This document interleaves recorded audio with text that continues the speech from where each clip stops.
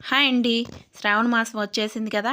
అంటే ఇంకా వెండి, ఇత్తడి ఉన్న దాన్ని బట్టి వాళ్ళు తీసేసి క్లీనింగ్‌లు చేసేసి ఇంకా పూజలైతే పెడుతుంటారు కదా! ఇంక ఇక్కడి నుంచి ఫెస్టివల్స్ అనేవి స్టార్ట్ అవుతుంటాయిగా. సో, సింపుల్‌గా ఎలా క్లీన్ చేసుకోవచ్చు అండ్ డైలీ పూజ చేసినా కానీ చిన్న చిన్న వెండి విగ్రహాలు కానీ, ఇత్తడివి కానీ ఎలా నీట్‌గా ఉంటాయి ఏంటి అన్నది ఫుల్ వీడియోలో చూపించానండి. ఇదిగోండి చూడండి. నేను రెగ్యులర్‌గా అయితే ఆ చిన్న బుజ్జి గణపయ్యనైతే నేను పూజలో పెట్టుకుంటాను. అయినా గానీ ఎంత నీట్‌గా ఉన్నాడో చూసారా? అది ఎలా అన్నది చిన్న టిప్ అండి. చిన్న టిప్ ఫాలో అయితే రెగ్యులర్‌గా అనేది మనం పూజ చేసుకున్నా గానీ ఏమీ కావండి. బట్ ఆ టిప్స్ అనేది ఫాలో అవ్వకపోతే వెండైనా, ఇత్తడి అయినా పాడవుతుంది. అదైతే నేను పక్కా చెప్పగలను. ఈరోజు నా పూజ అయితే ఇలా కంప్లీట్ అయిపోయింది. ఫుల్ వీడియో కావాలంటే మన ఛానల్‌లో ఆల్రెడీ ఉందండి. చూడాలనుకున్న వాళ్ళు సబ్స్క్రైబ్ చేసుకొని ఫుల్ వీడియో ఛానల్‌లో ఉంది చూడండి.